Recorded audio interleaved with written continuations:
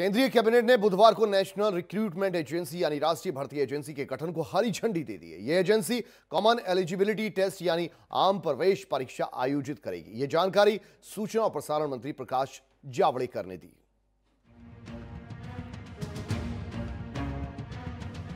सरकारी नौकरी पाने के लिए आपने भी सैकड़ों प्रयास किए होंगे। इसके लिए कई जगह आवेदन किया होगा, फीस काउंटर पर लंबी लाइनों का सामना किया होगा, तकलीफ झेलकर दूसरे शहरों में जाकर परीक्षा दी होगी, रातों को जागकर वक्त काटा होगा। लेकिन अब आपकी ये राह आसान होने वाली है। अभ्यर्थियों को इस तरह की दिक्कतों से निजात दिलाने के लिए केंद्र सरकार ने नेशनल रिक्रूटमेंट एजेंसी यानी कि एनआरए के गठन का फैसला किया है। प्रधानमंत्री मोदी की अध्यक्षता में हुई कैबिनेट और सीसीए की बैठक में गन्ना किसानों, पावर सेक्टर, एयरपोर्ट और नौकरी तलाशने वाले युवाओं के लिए बड़ा फैसला लिया गया। केंद्रीय मंत्री प्रकाश जावड़ेकर ने कैबिनेट ब्रीफिंग में बताया कि केंद्र सरकार ने नेशनल रिक्रूटमेंट एजेंसी की घोषणा की है। इसके जरिए भर्ती की प्रक्रिया आसान होगी। नौकरी के लिए युवाओं को बहुत परीक्षाएं देनी पड़ती हैं। 20 भर्ती एजेंसियां हैं। ऐसे में हर एजेंसी के लिए परीक्षा देने के लिए कई जगह जाना पड़ता है। अब नेशनल रिक्रूटमेंट एजेंसी टेस्ट लेगी। इससे करोड़ों युवाओं को लाभ मिलेगा। एक परीक्षा से छात्रों का पैसा भी बचेगा। उनको बहुत दौड़ धूप भी नहीं करनी पड़ेगी। नौकरी के लिए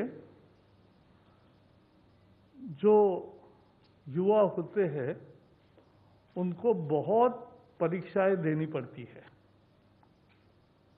और उनको लगभग 20 रिक्रूटमेंट एजेंसीज है।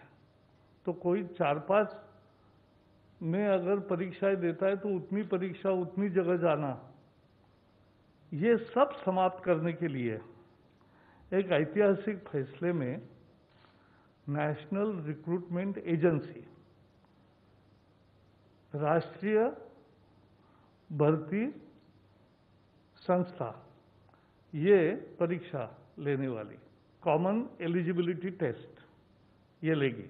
तो जब एक मेरिट लिस्ट बन जाती है कॉमन एलिजिबिलिटी टेस्ट के आधार पर, that can be of utility to any of the agencies which can carry forward this recruitment process. जैसे आपके ध्यान में होगा, हालांकि वो इस बात के साथ तो नहीं है, लेकिन we have the experience of NEET common test for medical colleges, though that is for admission, this is for job placement, but that was also brought in by the Modi government. इसी तरह से पहले AIEEE होता था, वो IIT JEE है, और उस लिस्ट को सभी उपयोग में लाते हैं। वो लिस्ट केवल 1 साल वैलिड रहती है, 3 साल वैलिड रहेगी।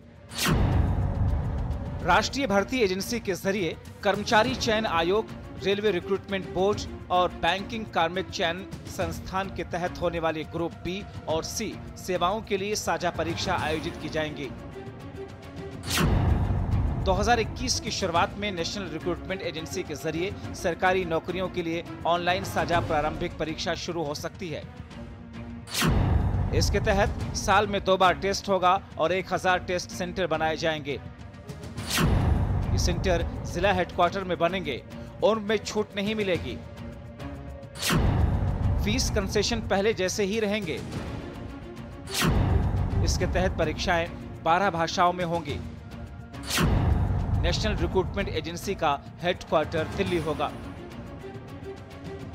नेशनल रिक्रूटमेंट एजेंसी के गठन को लेकर कार्मिक, लोक शिकायत और पेंशन मंत्री जितेंद्र सिंह ने 13 मार्च 2020 को जानकारी दी थी। संयुक्त योग्यता परीक्षा के आयोजन और क्रियान्वयन के लिए नेशनल रिक्रूटमेंट एजेंसी के गठन का प्रस्ताव 2020 के बजट भाषण के दौरान वित्त मंत्री के द्वारा किया गया था। प्रकाश जावड़ेकर ने कहा कि युवाओं की ये मांग वर्षों से थी, लेकिन अभी तक इस पर फैसला नहीं लिया गया था। इस एक फैसले से युवाओं की तकलीफ भी दूर होगी, उनका पैसा भी बचेगा। युवाओं को अब एक ही परीक्षा से आगे जाने का मौका भी मिलेगा। साथ ही ये महिलाओं के लिए काफी सहूलियत भरा होगा, क्योंकि कई केसेस में महिलाएं दूसरे शहर में परीक्षा के लिए नहीं जा पाती थी। Bureau report, R9 TV, Uttar Pradesh, Uttarakhand.